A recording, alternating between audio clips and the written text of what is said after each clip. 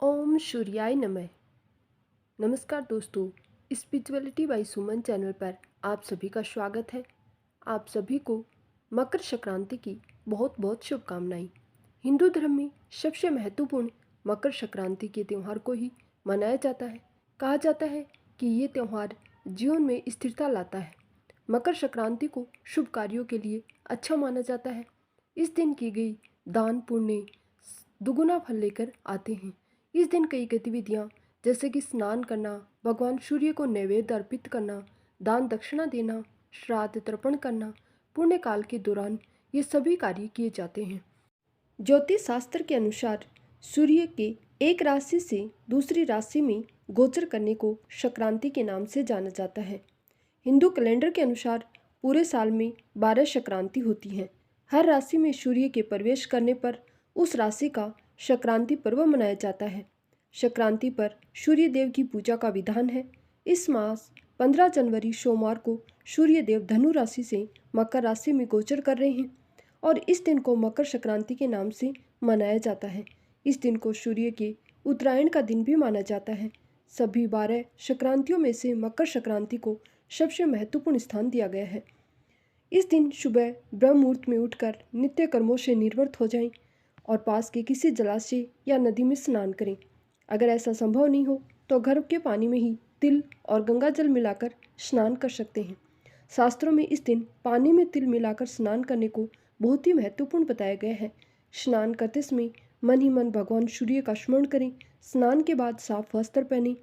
यदि आप इस दिन व्रत रखना चाहते हैं तो सूर्य देव को नमन करके व्रत का संकल्प ले लें। तांबे के कलश में तिल, जल, रोड़ी और फूल मिलाकर सूर्य भगवान को अर्घ्य दें। अर्घ्य देते हुए ओम सूर्याय नमः मंत्र का जाप करते रहें। इसके बाद पूजा स्थल को साफ करके या नियमित रूप से की जाने वाली पूजा करें। सभी देवों को धूप, दीप, पुष्प, अक्षत, भोग समेत संपूर्ण सामग्री अर्पित करें। अब सूर्य देव को नमन करके अपने घर परिवार के लिए सुख समृद्धि और शांति की कामना करें।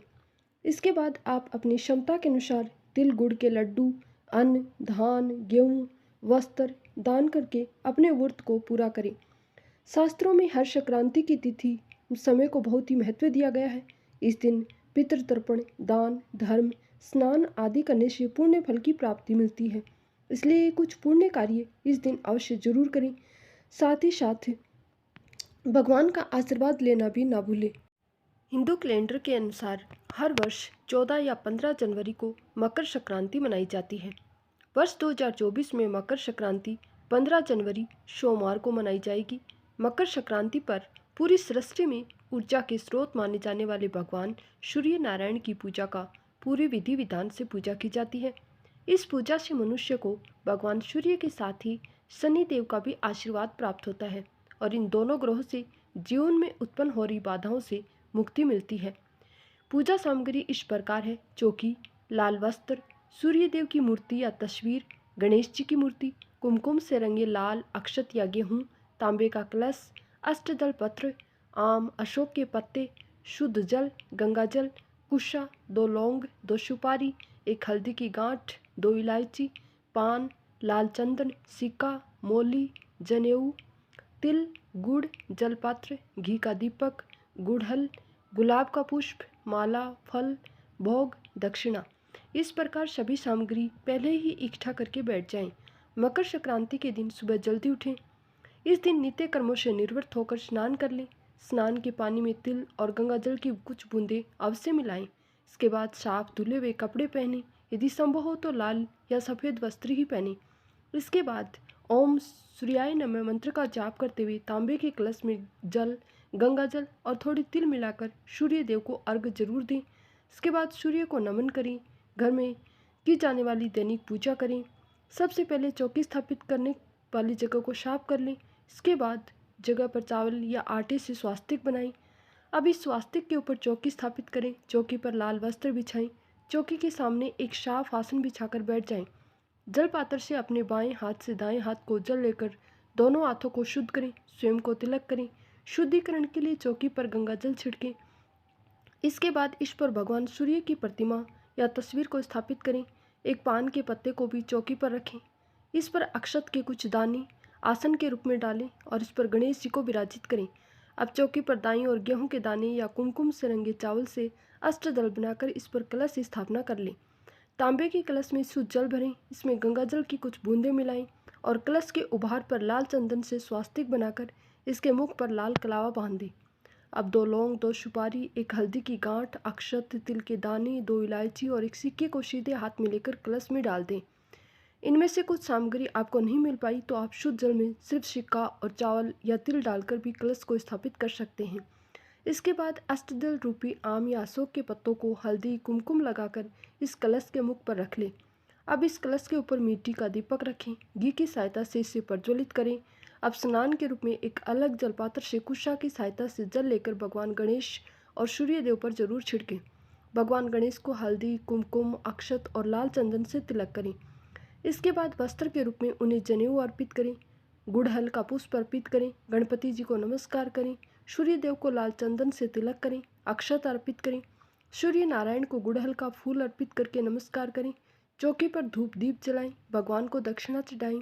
इसके बाद भोग चढ़ाएं। भोग के रूप में तिल गुड़ के लड्डू, फल, घर में बना हुआ प्रसाद जैसे कि गाजर का हलवा, पूड़ी, खीर आदि रख दें। इसके बाद भगवान सूर्य देव की आरती करें। आरती के बाद बाएं दाएं हाथ में फूल और अक्षत लेकर भगवान को नमस्कार करते हुए पूजा में हुई किसी भी तरह की त्रुटि के लिए क्षमा मांगे। फूल और अक्षत भगवान के चरणों में अर्पित कर दें। अब सभी में प्रसाद वितरित करने के बाद खुद भी प्रसाद ग्रहण कर सकते हैं। हिंदू पंचांग के अनुसार मकर संक्रांति के दिन सूर्य मकर राशि में प्रवेश करते हैं। इसी दिन से सूर्य उत्तरायण होते हैं। शास्त्रों के अनुसार सूर्य का मकर राशि में प्रवेश राजयोग देने वाला माना गया है। ज्योतिष शास्त्रों में वर्णन मिलता है कि मकर राशि में गोचर करते समय सूर्य 10वें भाव में विद्यमान होते हैं और 10वें भाव में सूर्य को बहुत ही बलवान माना गया है। सूर्य स्वयं ग्रहों के राजा हैं। ऐसे में राज्य भाव में राजा के गोचर होने से जातकों के लिए ये दिन विशेष लाभदायक माना गया है। इसके अलावा संक्रांति को देवी के रूप में भी पूजा जाता है। इन देवी का आगमन हर साल एक नए रूप में होता है। इस वर्ष की बात करें तो मकर संक्रांति विष्टिकरण के ऊपर आ रही है, इसलिए देवी अपनी मुख्य सवारी अश्व पर आएंगी और इसके साथ ही मकर संक्रांति देवी का उपवाहन सिंह भी होगा। देवी का स्वरूप काले वस्त्र पहने, हाथों में शस्त्र लिए वृद्ध अवस्था में होगा। दुर्वा की सुगंध लेते हुए सोने का आभूषण पहने देवी खिचड़ी का भोजन कर रही हैं।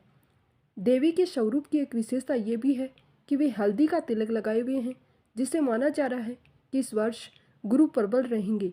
ज्योतिष के विद्वानों का कहना है कि इस वर्ष पूरे वर्ष जो जातक हल्दी का तिलक लगाएंगे उन्हें गुरु ग्रह की विशेष कृपा और आशीष मिलेगा।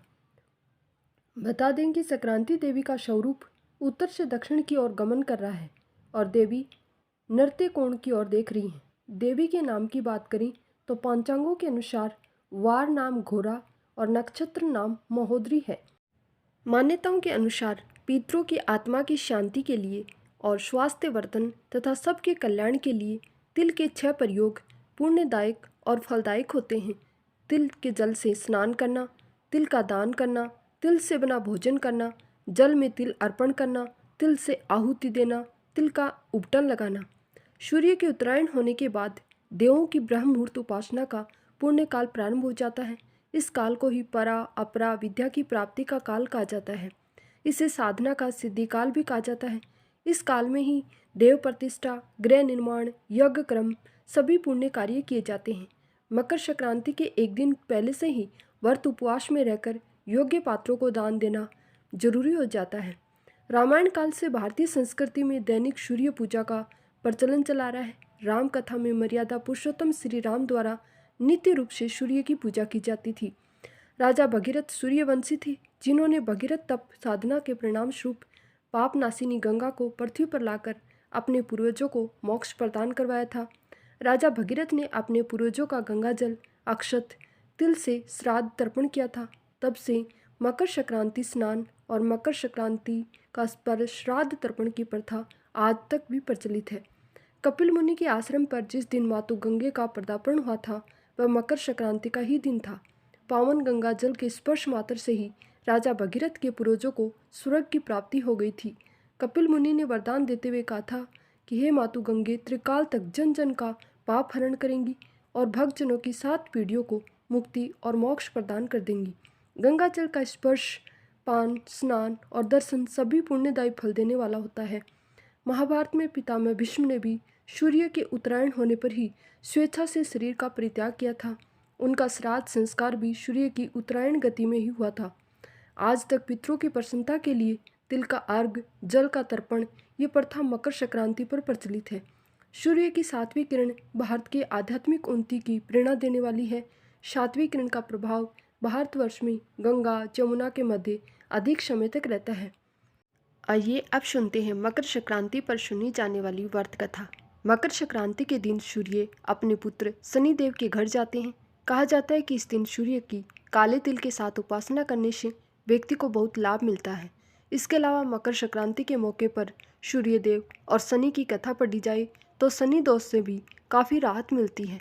मकर संक्रांति का त्यौहार इस बार 15 जनवरी को आज मनाया जा रहा है। इस दिन जप, तप व दान करने का विशेष महत्व है। इस दिन किए गए दान का दुगुना फल मिलता है। ज्योतिष शास्त्र के अनुसार मकर संक्रांति के दिन सूर्य शनिदेव के घर आते हैं। इस दिन सूर्य शनि की राशि मकर में प्रवेश करेंगे। पहले शनिदेव की राशि कुंभ थी, लेकिन जब सूर्यदेव शनिदेव से प्रसन्न हुए तो उन्होंने उसे एक और राशि मकर राशि दे दी। मकर संक्रांति के दिन सूर्यदेव और शनि की कथा पढ़ने से शनि दोष से हमें बहुत ही राहत मिलती है। पौराणिक कथाओं के अनुसार सूर्यदेव और शनिदेव में अच्छे संबंध नहीं थे। इसका कारण था सूर्यदेव का शनि की माता छाया के प्रति उनका गलत व्यवहार। शनिदेव का रंग काला होने के कारण सूर्यदेव ने उन्हें जन्म के दौरान कहा था कि ऐसा पुत्र मेरा नहीं हो सकता। इसके बाद से सूर्यदेव ने शनिदेव और उनकी माता छाया को अपने से अलग कर दिया।